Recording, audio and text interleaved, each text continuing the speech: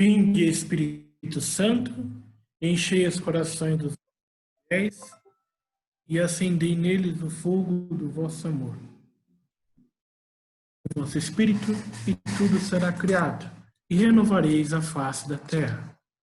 Oremos, ó Deus, que instruíste os corações dos vossos fiéis com a luz do Espírito Santo, fazei que apreciemos retamente todas as coisas segundo o mesmo Espírito, e gozemos sempre da sua consolação.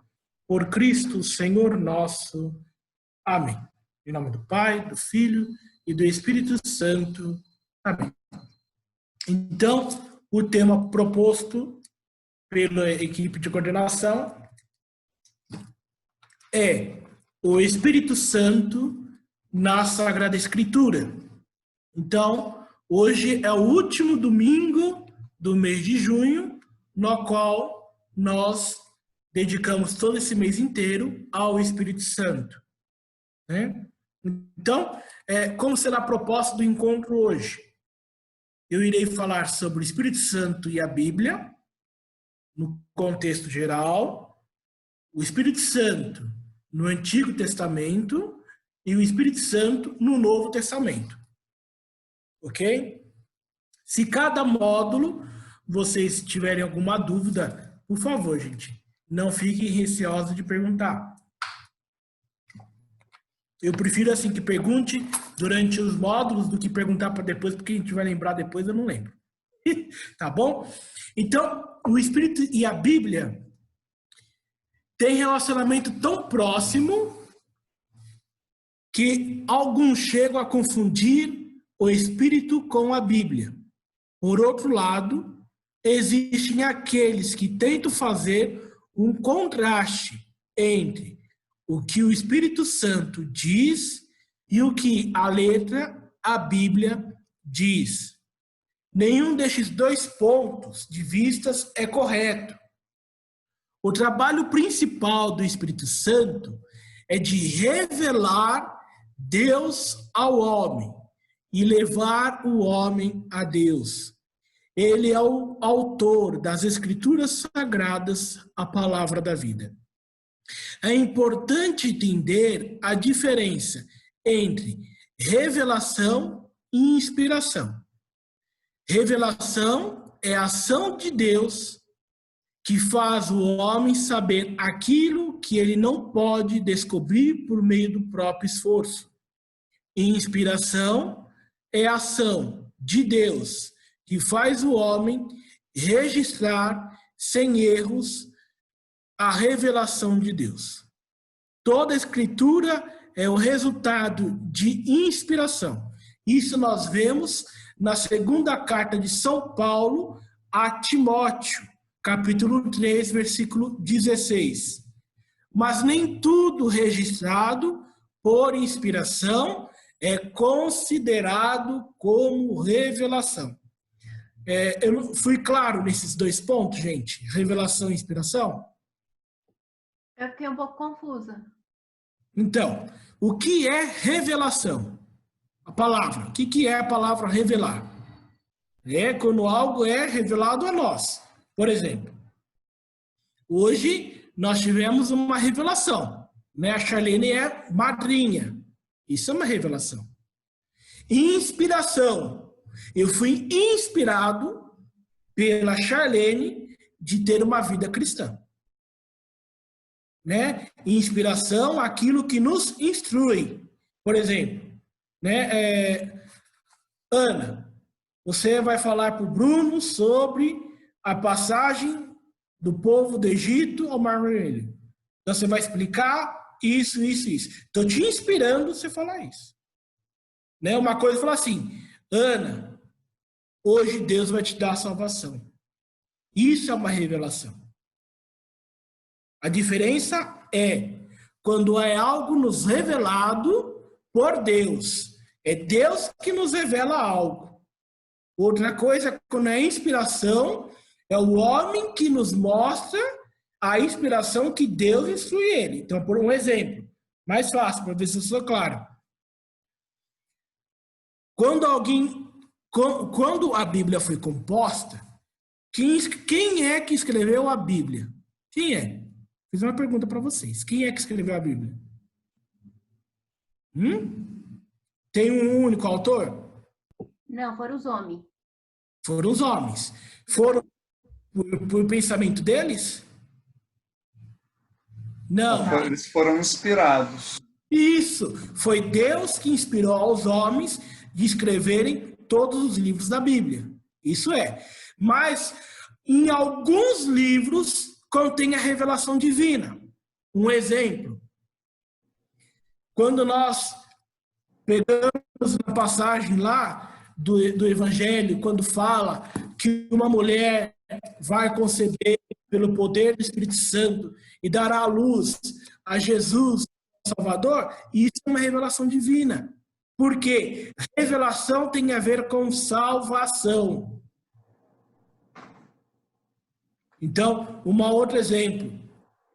Revelação divina. Quando Jesus fala aos apóstolos, ide por todos os povos anunciar o evangelho. Isso é uma revelação. Revelação divina é, vocês não ficarão sozinhos. Enviarei vós o Espírito Santo. Revelação tem a ver da ação de Deus em nossa vida. Né? Fui um pouquinho claro para vocês agora? Ou Então tá bom, vamos lá.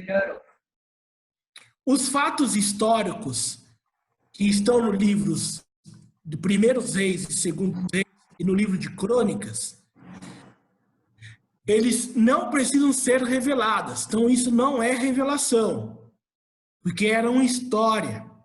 O registro deles, porém, foi por meio de inspiração.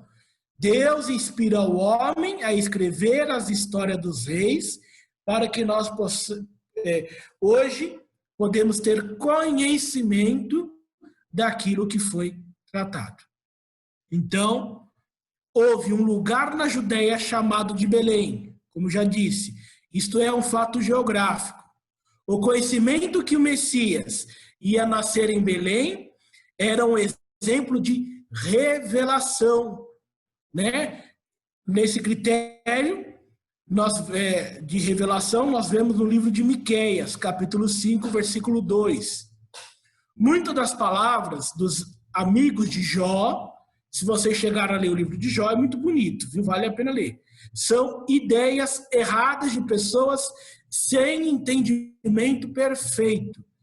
As palavras dos amigos dele foram registradas por inspiração para o nosso esclarecimento.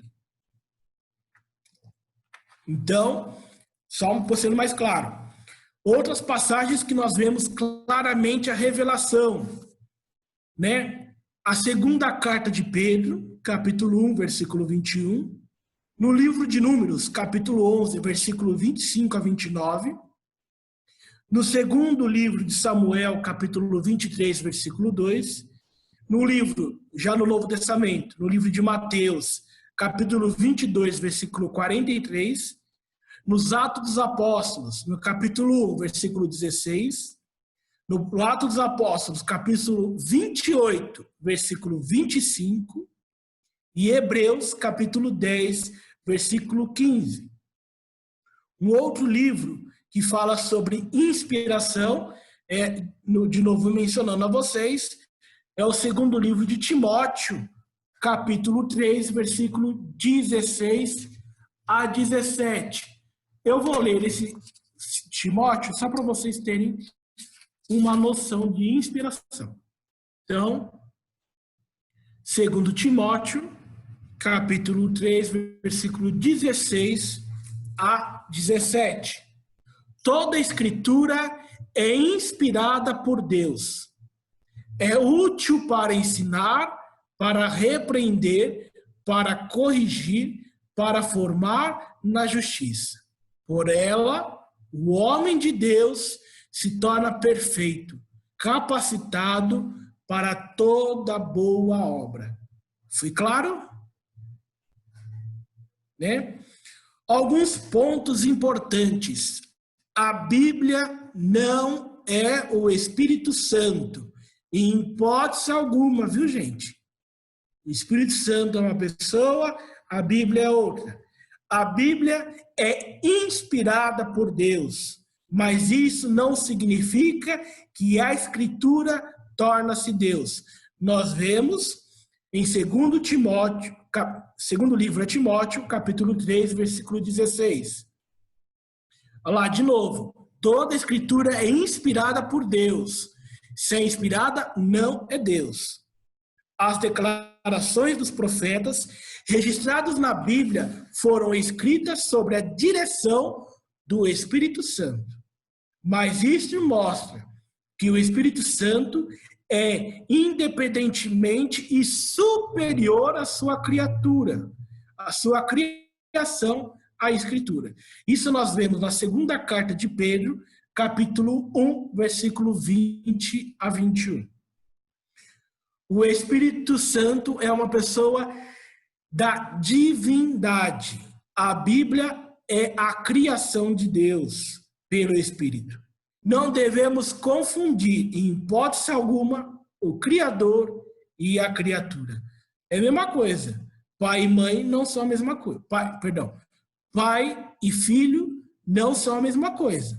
Então, mesma coisa. Deus é o Criador. A Bíblia e nós somos criatura. No livro de Samuel, capítulo 23, versículo 2, há uma diferença entre o Espírito que falou por meio de Davi e a palavra que o Espírito falou. Nós vemos isso também em Ezequiel, capítulo 2. O Espírito caiu sobre o profeta e manda que ele falasse a palavra de Deus. E no livro de Efésios também, na carta aos Efésios, capítulo 6, versículo 17, o Espírito e a palavra são tão diferentes como o soldado e a sua espada. Uma é a arma e o outro é o poder atrás da arma. Foi claro? A Bíblia contradiz o Espírito Santo? Uma pergunta a vocês. Contradiz? Não. Isso. Como já observamos de novo no segundo livro, na segunda carta a Timóteo, capítulo 3, versículo 16, vemos também isso. Na segunda carta de Pedro, capítulo 1, versículo de 20 a 21, o Espírito Santo é o responsável pela revelação escrita e a inspiração escrita. Assim sendo, o Espírito Santo não vai contradizer o que está na Bíblia, pois foi ele mesmo que escreveu a Bíblia através dos homens por ele mesmo motivo. O Espírito tem sua palavra e vontade reveladas na Escritura. A expressão, a letra, mata, mas o Espírito vivifica, tem sido entendida como: seguindo a Bíblia, teremos a morte, mas seguindo o Espírito Santo, diz, o coração, teremos vida. Esta interpretação é tirada da segunda carta de São Paulo aos Coríntios, capítulo 3, versículo 6. Está completamente errada e fora de contexto.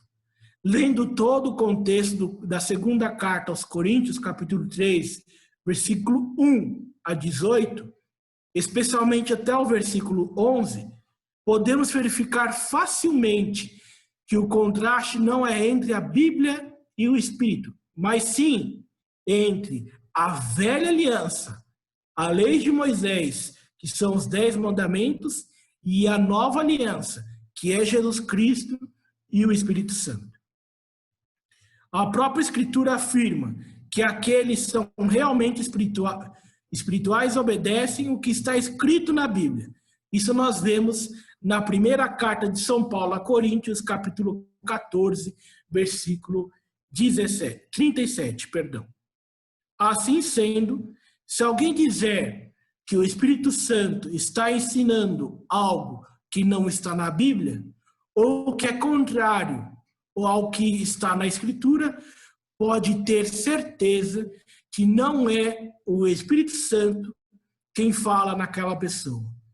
O Espírito Santo não se contradiz em hipótese alguma. Fiquemos muito claros em nossa mente sobre isso. O Espírito Santo não ensina uma coisa e desensina a outra. Não. Porque ele é a verdade. O Espírito Santo atua pela palavra escrita. Uma leitura da carta aos Efésios, capítulo 5, versículo 18 a 20, em paralelo a Colossenses, capítulo 3, versículo 16 a 17. É muito interessante essa jogada, viu, gente? Então, tenhamos em mente. De um lado, vou falar Efésios, capítulo 5, Colossenses, capítulo 3. Vocês verem a ligação das palavras. No versículo 18 de Efésios, enchei-vos do Espírito Santo. E em Colossenses 16, habita em vós a palavra. 19 em Efésios, falando, entoando, louvando. 16 ainda em Colossenses, instruindo-vos e aconselhando-vos. 19 de Efésios, salmos, hinos e cânticos. 16 de Colossenses, salmos, hinos e cânticos. No 20 de Efésios, graças a Deus. No 17 de Colossenses, graças a Deus. Então, vocês viram como é interessante o Espírito Santo tem formas diferentes expressadas a nós. Em muitos pontos, podemos notar a atuação do Espírito Santo pela palavra escrita, a Bíblia. O cristão nasce do Espírito Santo. Isso nós vemos no Evangelho de João, capítulo 3, versículo de 5 a 8. Da palavra, na primeira carta de Pedro, capítulo 1, versículo 23. É salvo pelo Espírito. Na carta de Tito, capítulo 3, versículo de 5 a 8. Salvo pela palavra, na carta de Tiago, capítulo 1, versículo 21. É santificado pelo Espírito Santo, na primeira carta de São Paulo aos Coríntios, capítulo 6, versículo 11. Pela palavra, no Evangelho de João, capítulo 17, versículo 17. Recebe pelo poder do Espírito Santo, isso nós vemos na carta de São Paulo aos Romanos, capítulo 15, versículo 13.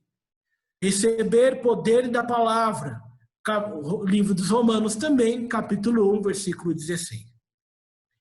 Assim sendo, vamos ler e estudar, compreender e praticar a Bíblia.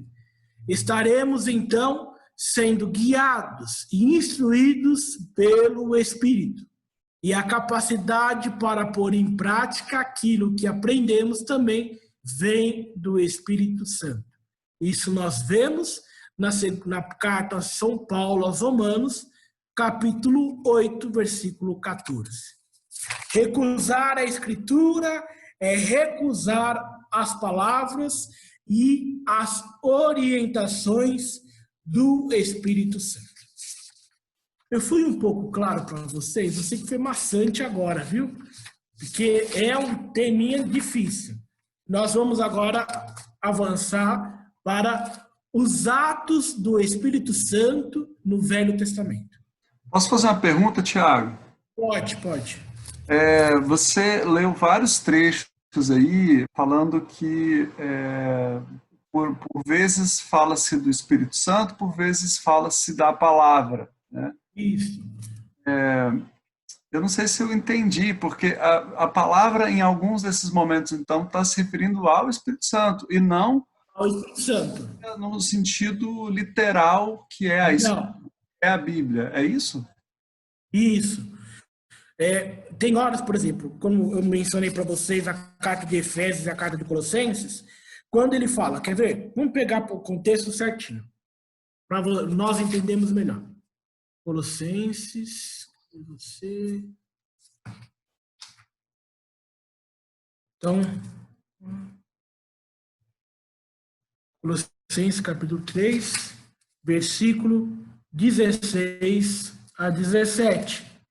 Fala o seguinte: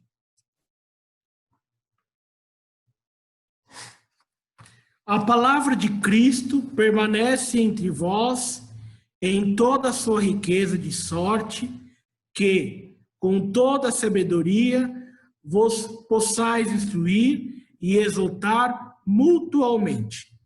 Sobre a inspiração da graça, cantai a Deus de todo o coração.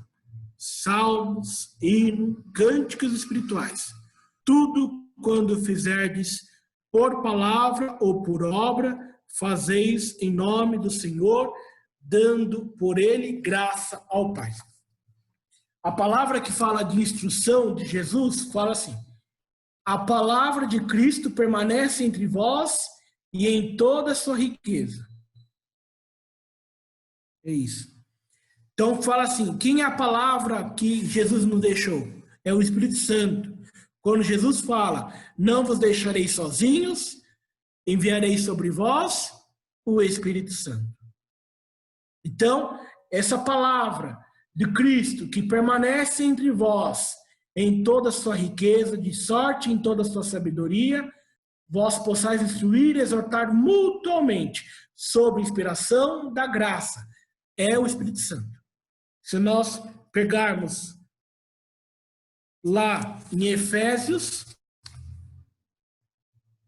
cadê você? Em Efésios, capítulo 5, versículo 18 a 20, vós, porém... Não, calma aí. Não. Okay.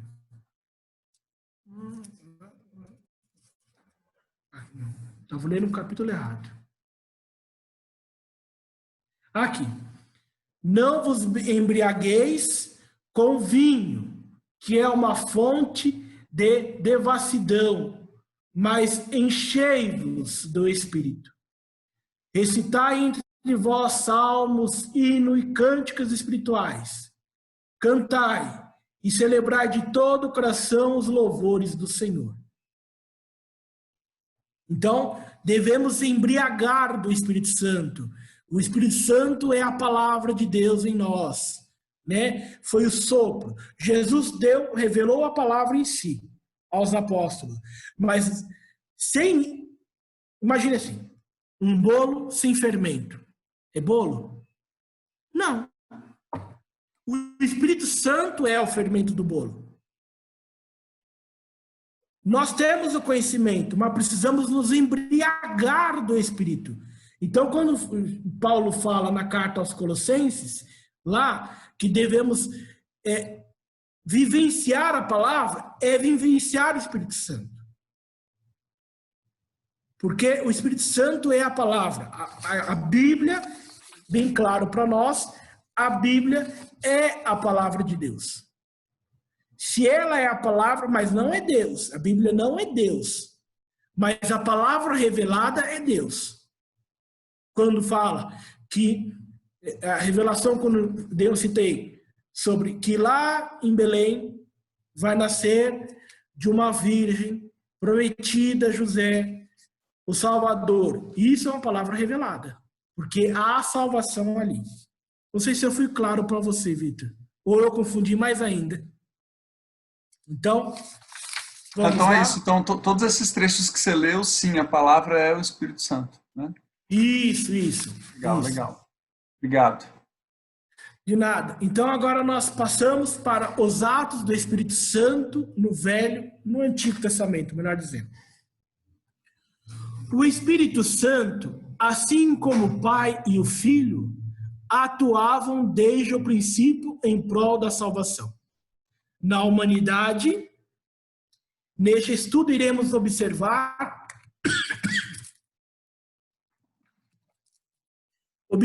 que o Espírito Santo falou no Antigo Testamento e desde quando o Espírito Santo começou a atuar.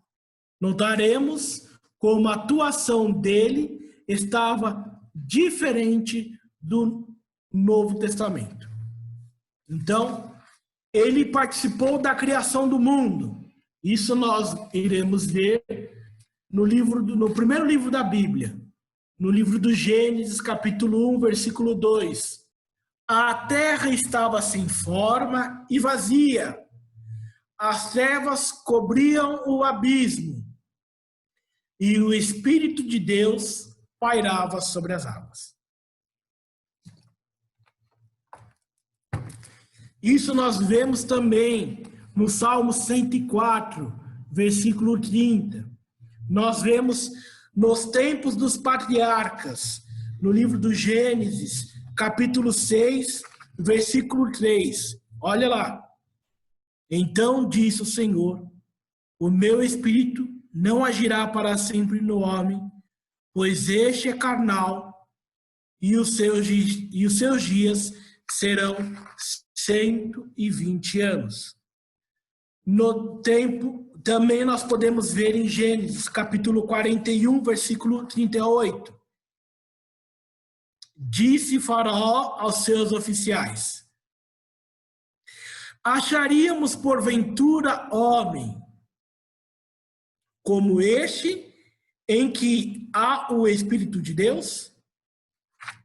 Se nós também podemos ver nos líderes da nação israelitas, os reis, se nós pegarmos o livro dos Números, capítulo 11, versículo 16 a 30, também no livro de Números, capítulo 27, versículo 18, nós também podemos ver quando concebeu a capacidade técnica e artística para construir o tabernáculo.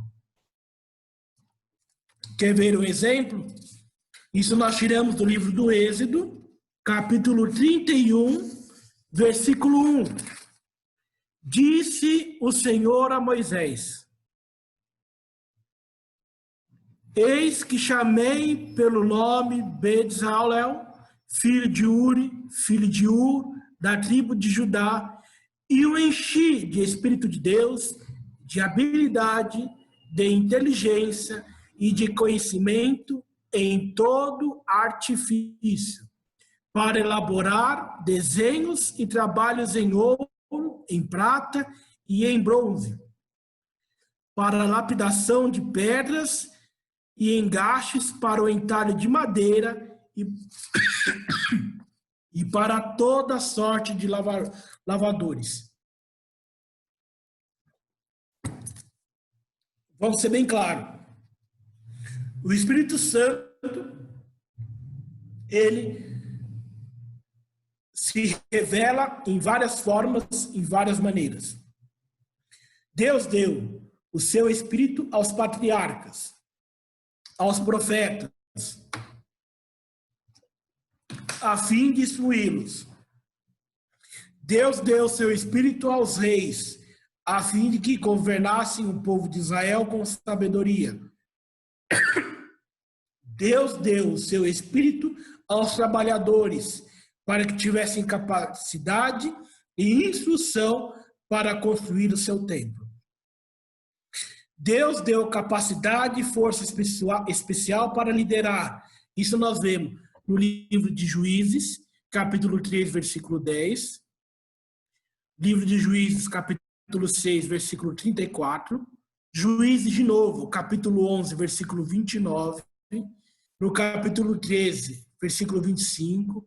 No capítulo 14, versículo 6 e no versículo 19. No capítulo 15, no versículo 14.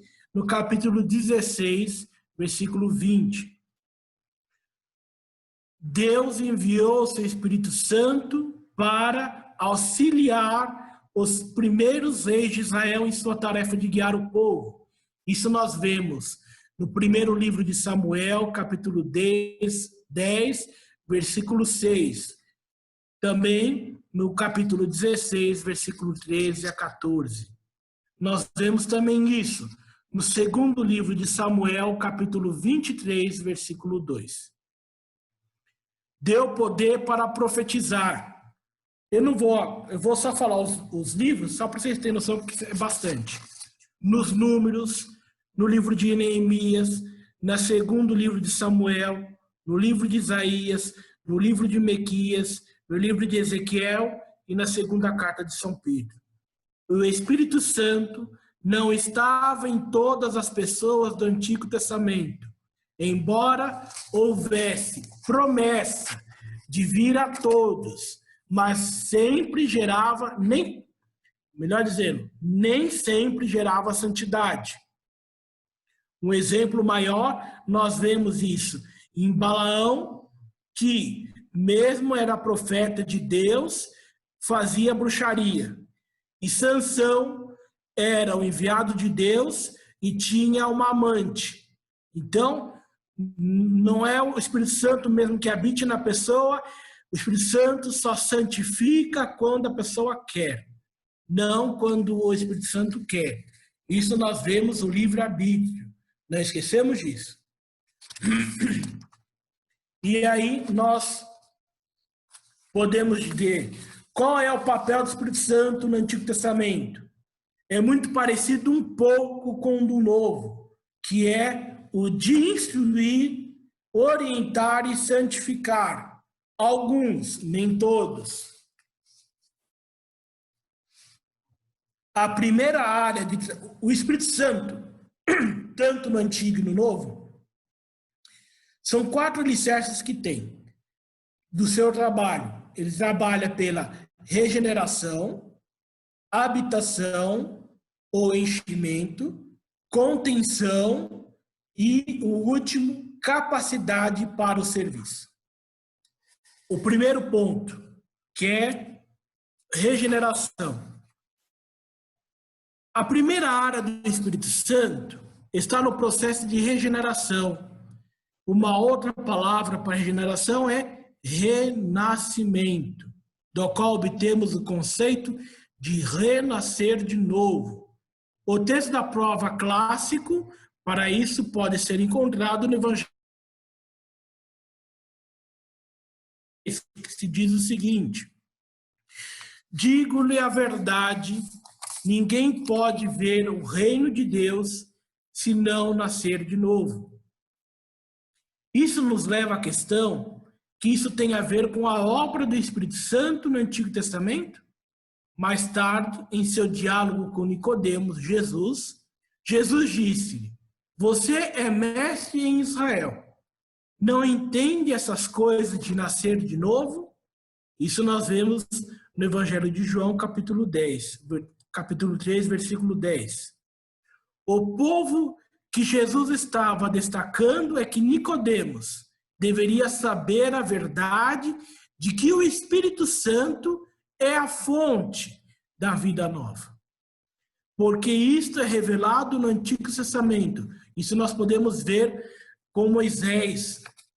Disse aos israelitas antes de entrar na terra prometida: o Senhor, o seu Deus, dará um coração fiel a vocês e aos seus descendentes, para que o amem de todo o coração e de toda a alma o vivam. Isso nós temos no livro do Deuteronômio, capítulo 30, versículo 6. Essa circuncisão do coração é a obra de Deus e pode ser revelada somente por Ele.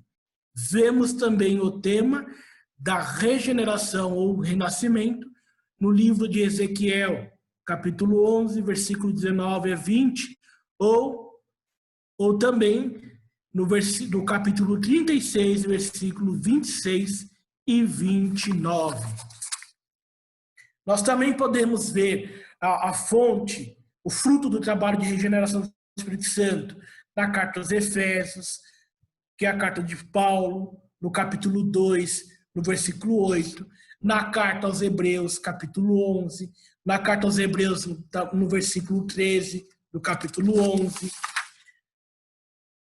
Nós podemos também ver, na segunda parte do fruto, que é da habitação e o enchimento, nós podemos ver no livro de Efésios, capítulo 1, versículo 13 e 14, nós podemos ver também no Antigo Testamento o Espírito Santo apoderando-se de Josué, no livro de Números, capítulo 27, versículo 18, o Espírito Santo habitando Davi, o primeiro livro de Samuel, capítulo 16, versículo 12 e 13.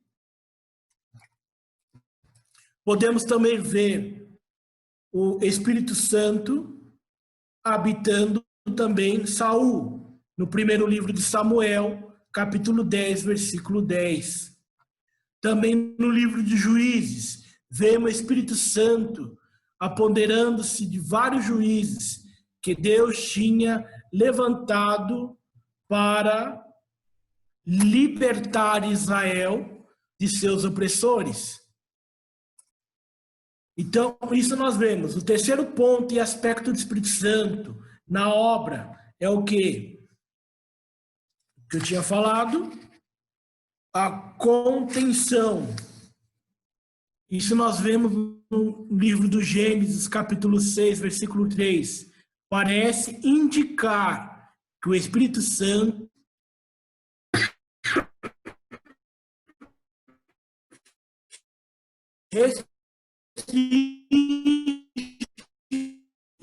a pecaminosidade do homem. Que essa restrição pode ser sobre o pecado. Este pensamento é repetido em 2ª carta de São Paulo aos Tessalonicenses, capítulo 2, versículo 3 a versículo 8. Quando, no fim dos tempos, uma crescente apostasia vai sinalizar a vinda do juízo de Deus, até o tempo predeterminado, quando o homem do pecado será revelado. O Espírito Santo restringe o poder de Satanás e o soltará apenas quando fazê-lo cumprir seus propósitos.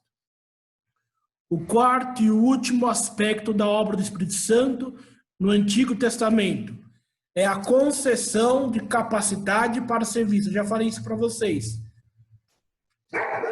Quando Deus instruiu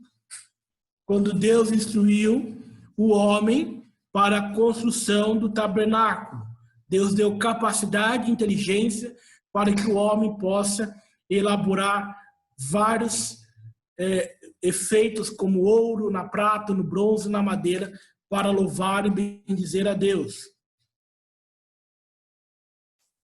E isso podemos mencionar vários outros momentos, o papel do Espírito Santo na criação, fora do capítulo 1, versículo 2, fala do Espírito Santo parando sobre as águas. Nós vemos também o papel do Espírito Santo na 2ª carta aos Coríntios, no capítulo 5, versículo 17. Quer ver? Vamos dar uma lida nessa carta de São Paulo, só para termos uma ideia.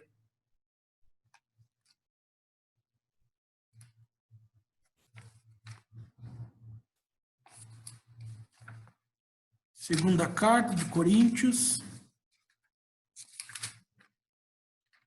capítulo 5, versículo 17.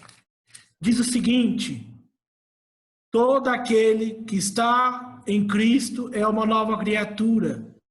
Passou-se o que era velho, e eis que tudo se fez novo. Isso é a habitação do Espírito Santo. O Espírito Santo renova todo aquele e aquela que deseja ser renovado. O Espírito Santo modifica e transforma.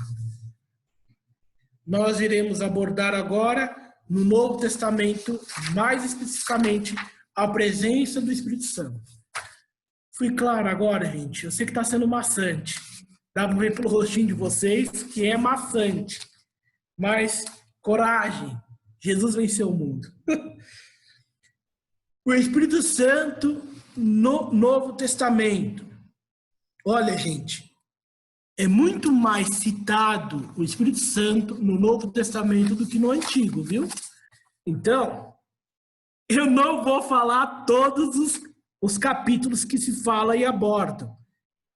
Eu vou falar sobre o título da menção, mas não vou ficar mencionando livros que são... Olha, gente, é mais de 20 livros, mais de 20 vezes, só aqui, 20 vezes citações.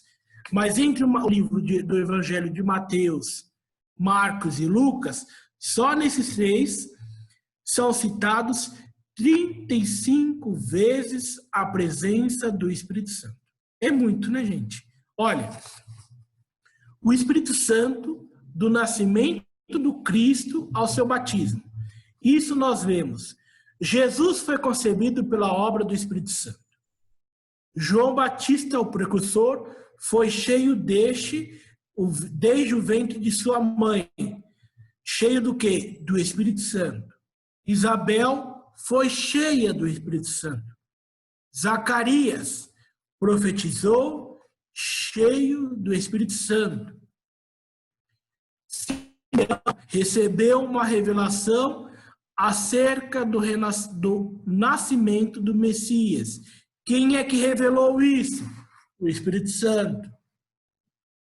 João Batista profetizou que Jesus batizava o Espírito Santo.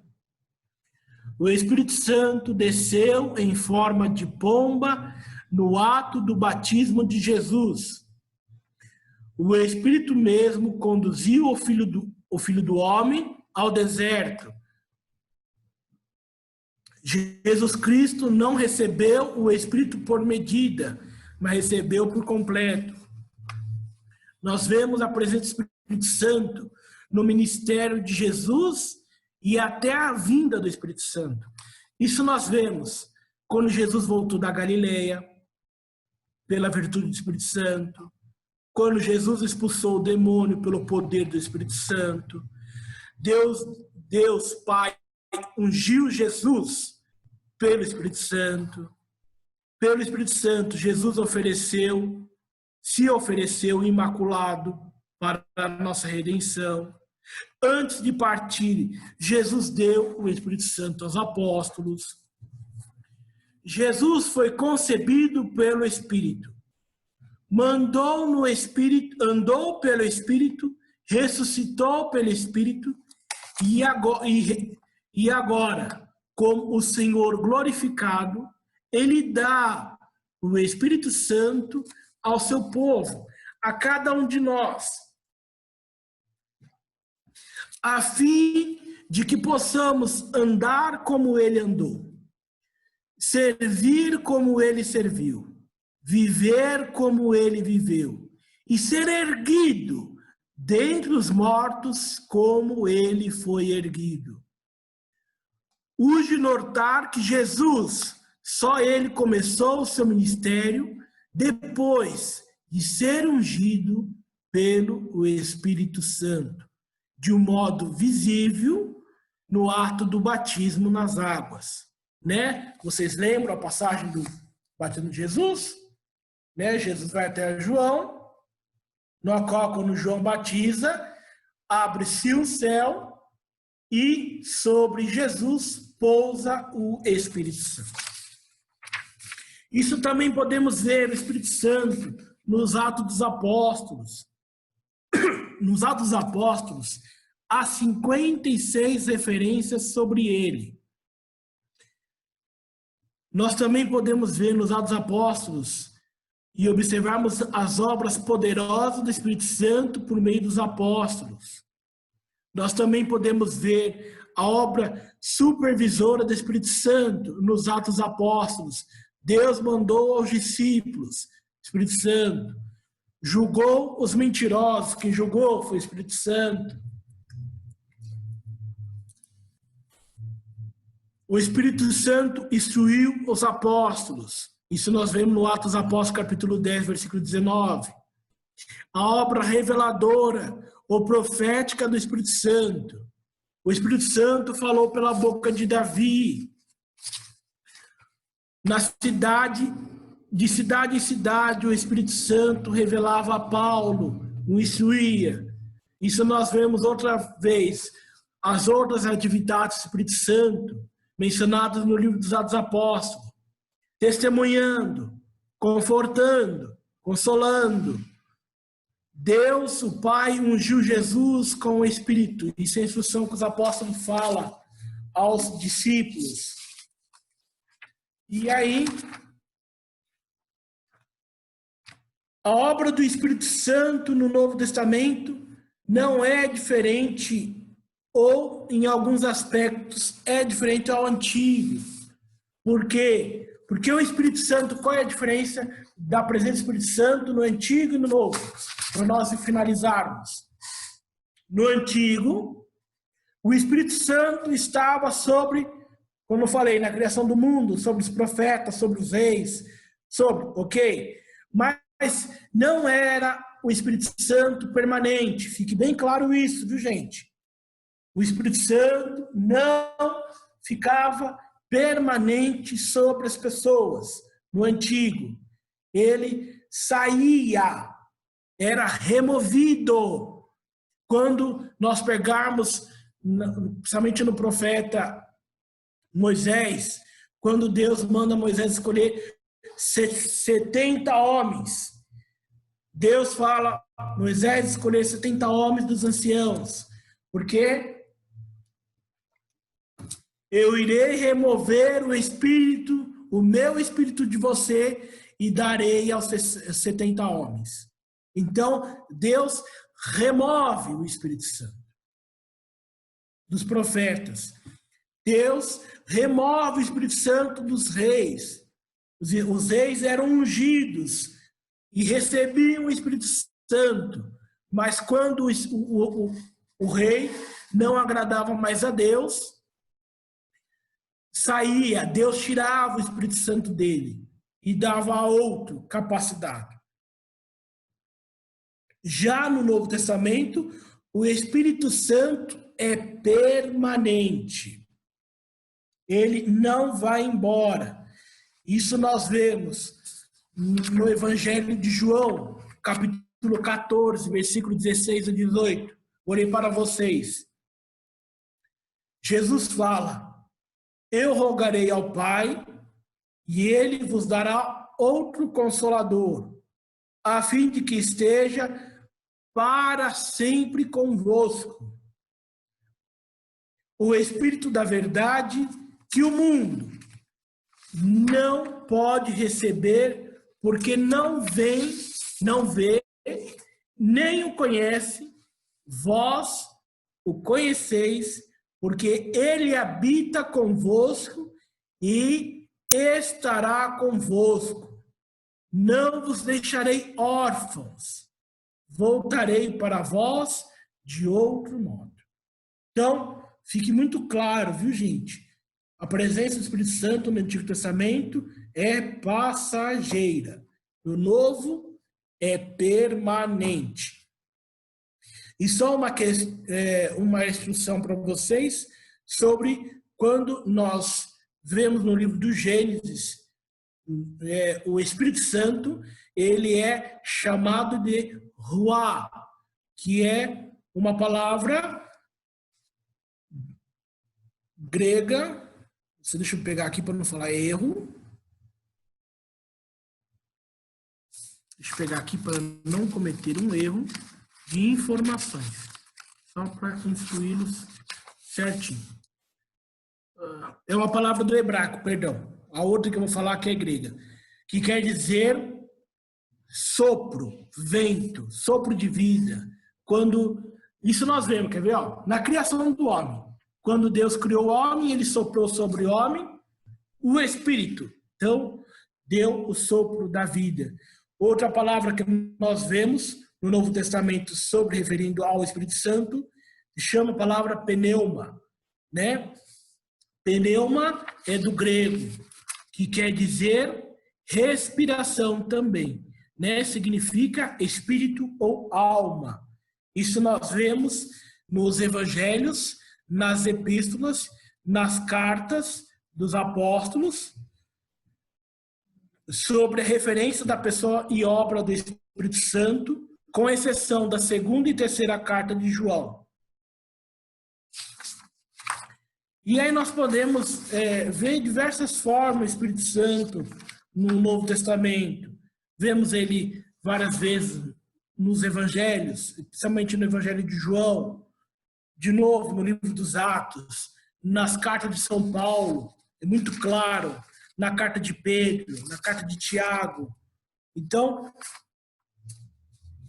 o Espírito Santo, ele habita na humanidade desde a criação até o fim do tempo. Então, a presença do Espírito Santo é tão marcante na humanidade quanto a presença da pessoa do Pai.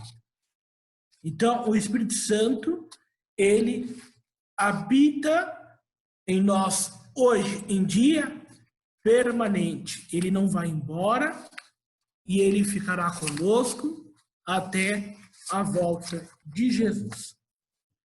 Gente, fui claro? Ótimo. Então, o Espírito Santo, ele começa a ser permanente, foi no dia de Pentecostes, a partir desse dia, né? Ou não? Não, ele começa no Novo Testamento. Ele é permanente quando Jesus foi ungido. Ah, sim. A missão, antes de Jesus iniciar a vida profética, a vida permanente do Espírito Santo inicia com Jesus. Mas aí para tu... Jesus dá a permanência do Espírito Santo sobre nós. Entendi. Agora sim, o que você falando, efetivado no ser humano, é em Pentecoste. Ah, tá. Entendeu? Mas a ação do Espírito Santo permanente se inicia com a vida profética de Jesus. Aí você fala assim, eu lembro da sua pergunta até hoje, sobre Nossa Senhora. Nossa Senhora recebeu o Espírito Santo. Recebeu, da Ana. A Ana perguntou assim, Tiago, Nossa Senhora recebeu o Espírito Santo duplamente? Sim. Vou explicar o porquê. Nossa Senhora primeiro recebeu o Espírito Santo como fecundidade. Fecundou em Maria. Né? Lá, antes do nascimento do Cristo. Lá em Pentecoste, Nossa Senhora estava com os apóstolos no cenáculo e recebeu o Espírito Santo junto com os apóstolos. Isso é chamado, ela recebeu o Espírito Santo da colegiosidade, do colegial, como que eu posso dizer, do Espírito Santo grupal, né? Não sei se eu não estou achando uma palavra adequada para expressar isso daí. Ela recebeu em comunidade. Espírito Santo, melhor claro. Acho que é melhor claro assim. Então, Nossa Senhora expressou o Espírito Santo particularmente e ela recebeu o Espírito Santo em comunidade. Né? Qual é a diferença? Coletivamente, né? Pode ser também. Isso, coletivamente. Obrigado, viu? Me salvou. Eu li sua mente aqui, foi isso. Aí, ó. Então, Nossa Senhora, quando recebe isso, qual é a diferença? O Espírito Santo saiu de Nossa Senhora? Não, né, gente? Não. Porque o Espírito Santo, Nossa Senhora é a esposa do Espírito Santo. Então, o que ela recebe ali, quando ela recebeu o Espírito Santo no nascimento do Cristo, foi uma parcela do Espírito. Ela não recebeu o Espírito por total. O único que recebeu o Espírito por total foi Jesus Cristo. Então, ela não poderia receber o Espírito Santo por total antes do Salvador. Não tem lógica. Porque ele tinha que dar o Espírito dele. Então, quando Nossa Senhora recebe em Pentecoste, ela recebe o Espírito Santo pela totalidade. Entendeu? Ela fica cheia. Mas não fala no Evangelho que Nossa Senhora ficou cheia do Espírito Santo? Ficou. Na fecundidade. Para fecundar o Espírito, para fecundar Jesus Cristo. Jesus Cristo vieram ao mundo. Mas ela recebe a totalidade em geral lá em Pentecoste. Juntamente com os apóstolos, Aí sim, Pentecoste é o início da igreja, viu, gente? Né? Início não, o nascimento. Porque o início da igreja se dá quando Jesus está na cruz e recebe a lança no peito. Aí sim a igreja é o surgimento. Como que eu falei? O nascimento da igreja se dá lá, mas o surgimento da igreja, a concepção da igreja se dá no coração de Cristo. Melhor dizendo, né? A concepção da igreja se dá quando Jesus recebe uma lança no peito, jorra sangue e água, que a igreja fala que é o batismo e a Eucaristia, e a igreja nasce dessa concepção em Pentecoste, porque é quando os apóstolos recebem o Espírito, juntamente com Nossa Senhora, para anunciar o Evangelho, batizar a todos, pregar a conversão e perdoar os pecados. Fui claro, Aninha? Sim, super. Muito obrigada. Entendi mais ainda. Não, super, claro.